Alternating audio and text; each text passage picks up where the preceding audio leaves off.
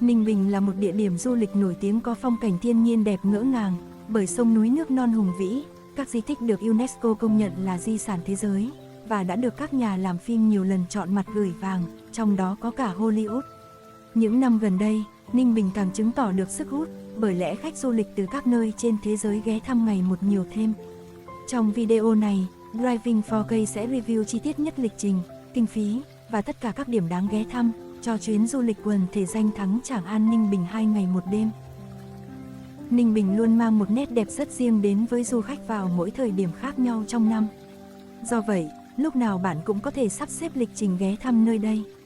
Tuy nhiên, nếu để chọn khoảng thời gian tuyệt vời nhất để đi du lịch Ninh Bình, thì đó là khoảng 6 tháng đầu năm.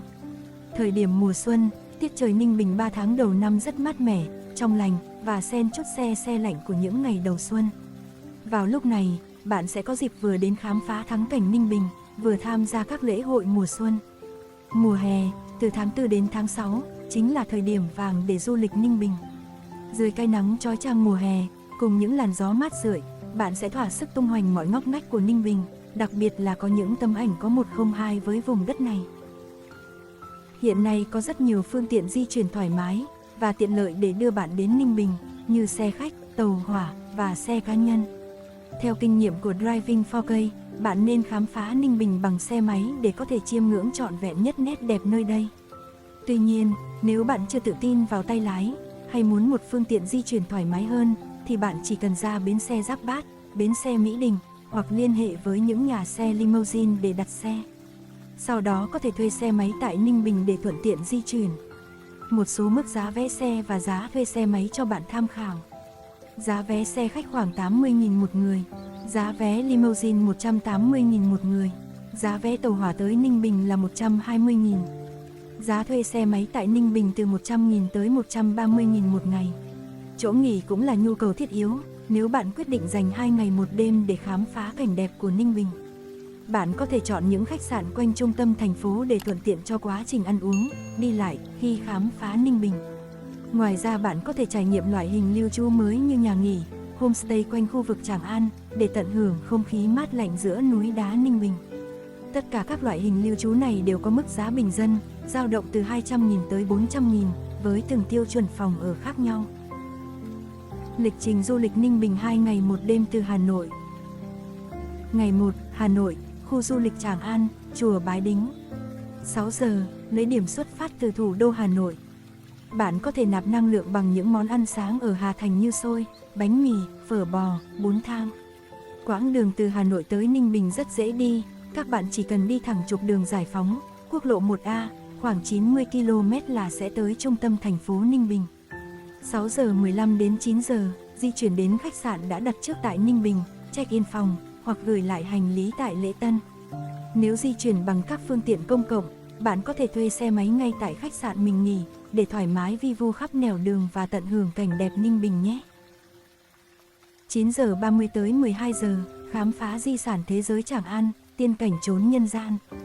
Khu du lịch Tràng An nằm ngay trung tâm của quần thể di sản danh thắng Tràng An Ninh Bình. Nơi đây được thiên nhiên ban tặng một cảnh quan hoang sơ nhưng rất tuyệt vời.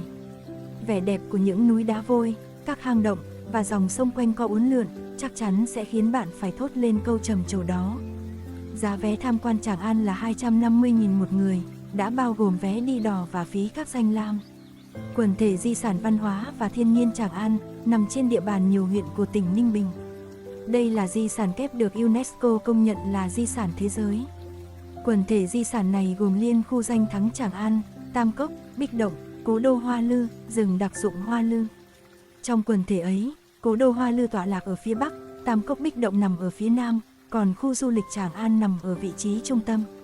Từ trung tâm thành phố Ninh Bình, du khách chỉ cần đi thêm khoảng 8 km là có thể tới đây. Nơi đây hấp dẫn du khách bởi tuyệt cảnh non nước hữu tình, những điểm du lịch tâm linh nổi tiếng, những lễ hội độc đáo và đặc sản hấp dẫn. Đến khu du lịch Tràng An, du khách có thể viếng thăm các địa điểm văn hóa tâm linh nổi tiếng như Đền Trình, nơi thờ phụng 4 vị công thần nhà Đinh. Đền Trần Ninh Bình, ngôi đền được lập bởi vua Đinh Tiên Hoàng để thờ thần Quý Minh, vị thần trấn Cửa Ải phía nam tứ trấn Hoa Lư. Đền Tứ Trụ, nơi thờ 4 vị đại thần dưới triều Đinh, có công giúp vua Đinh Tiên Hoàng dẹp loạn 12 sứ quân, để dựng nên nhà nước Đại cổ Việt. Phủ Khống, nơi thờ 7 vị quan trung thần triều Đinh. Hành cung Vũ Lâm, địa điểm check-in không ai muốn bỏ lỡ. Với địa hình sông nước, thuyền là phương tiện đi lại chủ yếu ở khu du lịch Tràng An. Du khách có thể chọn đi thuyền truyền thống, với 3 tuyến xuất phát từ bến thuyền gồm: tuyến 1, bến thuyền, đền Trình, hang tối, hang sáng, hang nấu rượu, đền Trần, hang Ba Giọt, hang Seo, hang Sơn Dương, Phủ Khống, chùa Báo Hiếu, hang Khống, hang Trần, hang Quy Hậu, trở lại bến thuyền. Tuyến 2, bến thuyền, hang Lấm, hang Vảng, hang Thánh Trượt, đền Suối Tiên, hang Đại, hành cung Vũ Lâm, trở lại bến thuyền. Tuyến 3, bến thuyền, đền Trình, hang Mây, Suối Tiên, hang Địa Linh, hang Đại, hành cung Vũ Lâm, trở lại bến thuyền. Để tìm hiểu rõ hơn về hành trình khám phá Tràng An, cũng như kinh nghiệm nên chọn tuyến đò nào có view đẹp nhất khi đi tham quan nơi này, các bạn hãy tìm kiếm từ khóa Tràng An Driving 4K để xem video mình review chi tiết về di sản này nhé.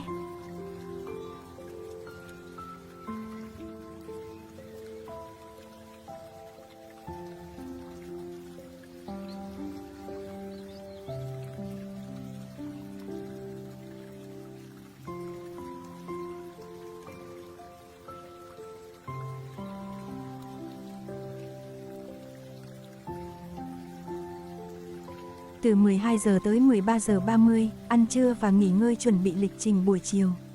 Ngay khi ra khỏi khu du lịch Tràng An, các bạn có thể đi ngược về hướng trung tâm thành phố khoảng 1 km là nơi có nhiều hàng ăn nhất trong khu vực.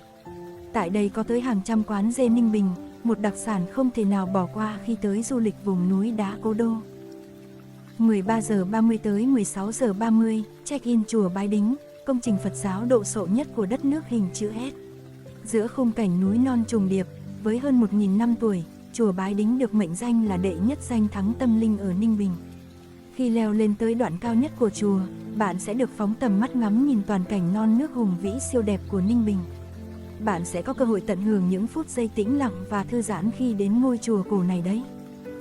Chi phí tham quan tại chùa Bái Đính cho bạn tham khảo: vé tham quan 50.000, vé xe điện 60.000 một lượt, vé tham quan bảo tháp 50.000 một người. Hơn 1.000 năm về trước, 3 triều đại phong kiến là nhà Đinh, nhà Tiền Lê và nhà Lý đều rất quan tâm và coi đạo Phật là quốc giáo nên cho xây rất nhiều chùa cổ, trong đó có chùa Bái Đính nằm trên dãy núi Tràng An. Chùa có lịch sử hình thành từ thời Đinh, nhưng vẫn có nhiều chi tiết kiến trúc và cổ vật mang dấu ấn đậm nét của thời Lý. Chùa nằm trên vùng đất hội tụ đầy đủ các yếu tố địa, linh, nhân, kiệt theo quan niệm dân gian Việt Nam. Đây là đất sinh vua, sinh thánh, sinh thần. Núi chùa cổ Bái Đính từng là nơi Đinh Tiên Hoàng đế lập đàn tế trời, cầu mưa thuận gió hòa, vua Quang Trung chọn để làm lễ tế cờ, động viên quân sĩ trước khi ra Thăng Long đại phá quân Thanh. Đến năm 1997, chùa Bái Đính được công nhận là di tích lịch sử, văn hóa, cách mạng, cấp quốc gia. Với những điều đặc biệt và linh thiêng như thế nên hàng năm chùa đã đón lượng lớn du khách và Phật tử đến thăm. Cho đến nay, quần thể chùa Bái Đính gồm có một khu chùa cổ và một khu chùa mới xây dựng từ năm 2003. Chùa nằm sừng sững trên sườn núi, thấp thoáng mặt hồ xanh ngắt và những ngọn núi đá. Đặc biệt, chùa nằm ngay ở cửa ngõ phía tây vào cố đô Hoa Lư. Không chỉ là địa điểm sinh hoạt tôn giáo, chùa Bái Đính đã dần trở thành điểm du lịch sinh thái, tâm linh nổi tiếng. Chùa đã nhận được đến 8 kỷ lục Việt Nam và châu Á như: chuông đồng lớn nhất Việt Nam, tượng Phật Thích Ca cao nhất, nặng nhất châu Á, bộ tượng Tam Thế bằng đồng dát vàng lớn nhất Việt Nam, tượng Phật Di Lặc bằng đồng lớn nhất Đông Nam Á, chùa có hành lang La Hán lớn nhất Việt Nam, chùa có nhiều cây bồ đề nhất Việt Nam. Nếu có cơ hội, bạn hãy đến và cảm nhận vùng đất nhân kiệt này nhé. Và để tham khảo chi tiết hơn về chùa Bái Đính, Driving 4K đã có một video hướng dẫn tham quan tại nơi này. Các bạn hãy tìm kiếm từ khóa chùa Bái Đính Driving 4K để xem thêm nhé.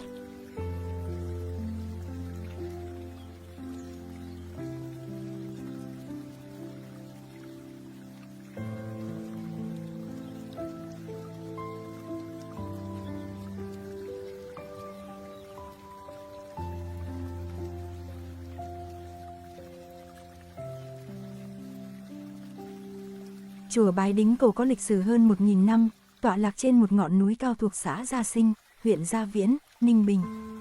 Lên thăm hang động ở núi Bái Đính phải bước trên 300 bậc đá, qua cổng tam quan ở lưng chừng núi.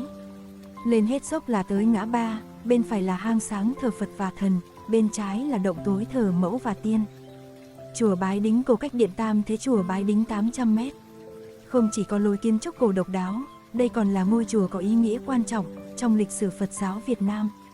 Tương truyền vào triều Lý, khi Đức Thánh Nguyễn Minh Không về núi Bái Đính tìm thuốc chữa bệnh cho nhà vua, ông đã nhận ra đây là vùng đất tiên cảnh, với thế núi hướng về phía tây như trầu về đất Phật.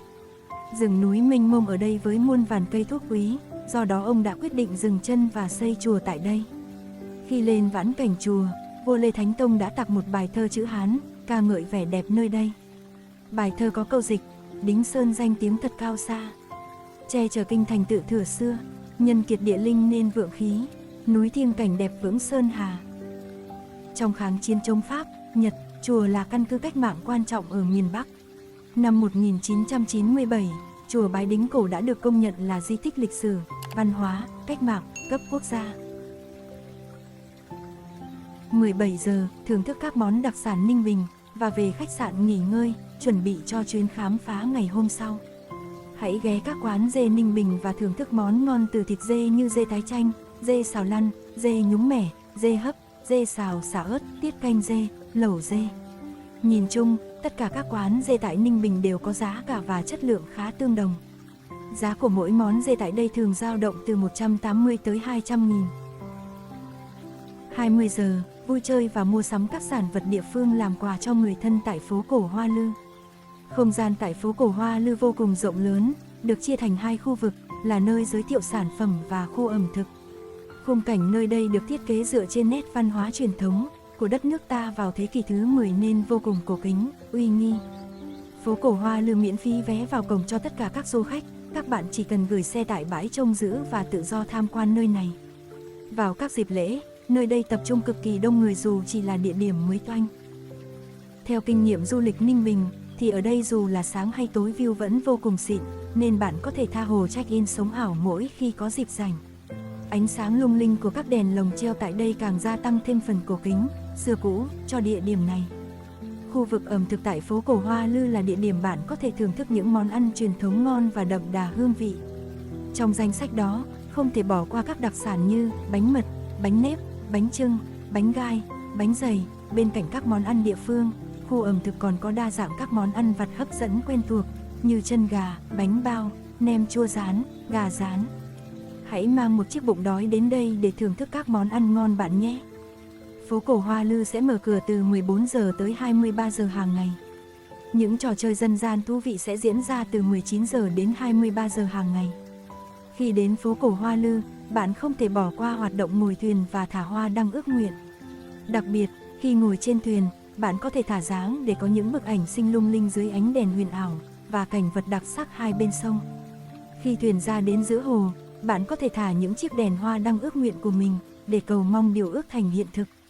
Giá vé đi dạo thuyền từ 100.000 tới 150.000 mỗi người.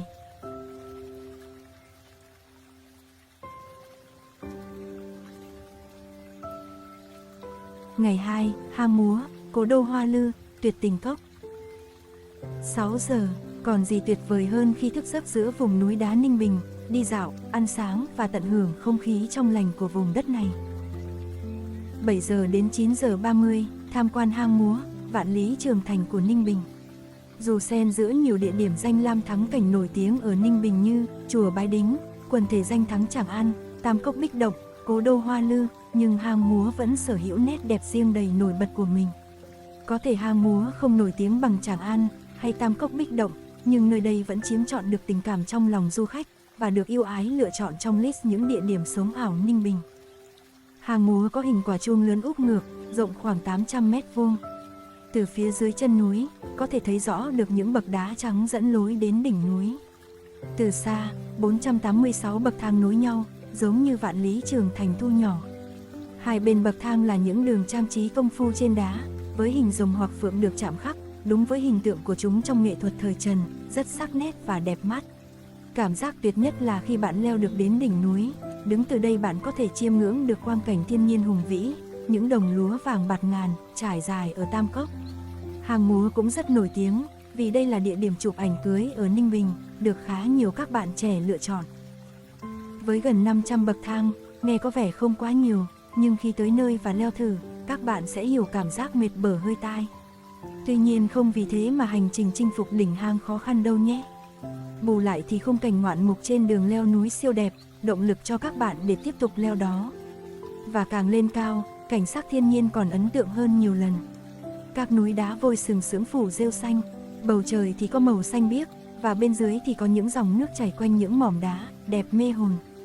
Và một lời khuyên nho nhỏ nhưng không kém phần quan trọng là bạn nên sắp xếp lịch trình để ghé hang múa vào buổi sáng, vì lúc này leo sẽ đỡ nắng hơn nhiều. Khi leo cũng không nên cố quá sức, nếu mệt thì dừng lại nghỉ ngơi, ngắm cảnh hay chụp vài bức ảnh check-in. Và dưới chân hang múa cũng có rất nhiều chỗ để chụp, như thác nước, cây cầu có nhiều đèn lồng giống Hội An hay ao nước trong vắt. Nếu bạn không đủ sức leo thì ở đây cũng đã chụp được rất nhiều ảnh đẹp rồi. Giá vé tham quan hang múa là 100.000 một người, miễn phí cho trẻ em dưới 10 tuổi.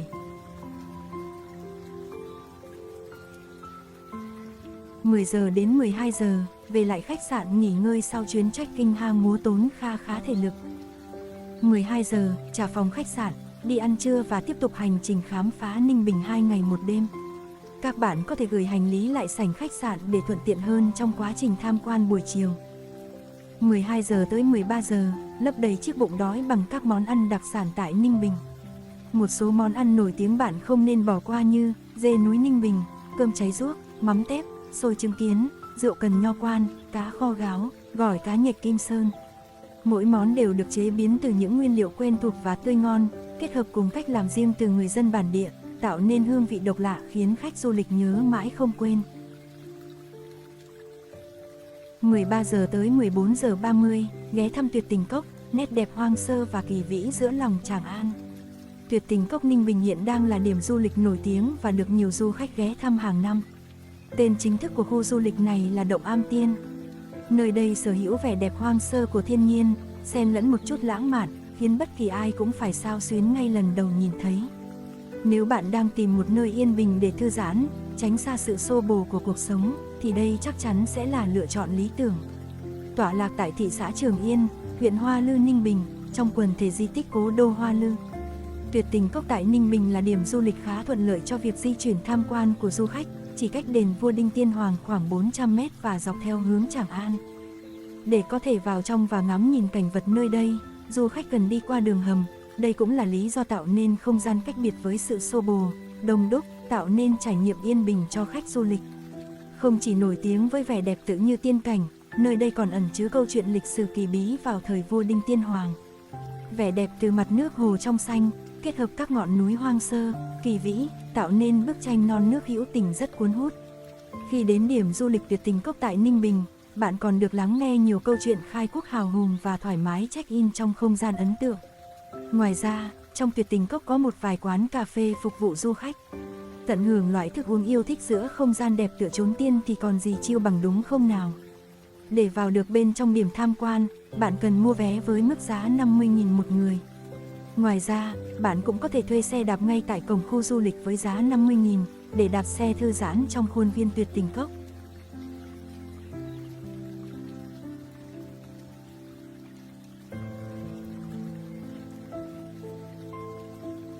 14 giờ 30 tới 15 giờ 30, tham quan Cố đô Hoa Lư, dấu ấn vàng son của một thời dân tộc oai hùng.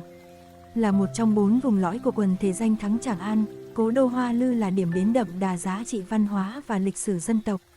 Mặc thời gian thoi đưa, cố đô vẫn yên bình nằm đó, tuy trầm mặc nhưng vẫn đầy uy nghi, là dấu ấn vàng son, đánh dấu một thời dân tộc oai hùng. Sở hữu diện tích rộng rãi ấn tượng lên đến 300 ha, với các công trình kiến trúc có giá trị cao về mặt văn hóa, lịch sử, cùng cảnh sắc non nước hữu tình, Cố đô Hoa Lư là một trong 4 vùng lõi thuộc quần thể danh thắng Tràng An, được UNESCO chính thức công nhận là di sản văn hóa kép đầu tiên và duy nhất tại Đông Nam Á vào năm 2014.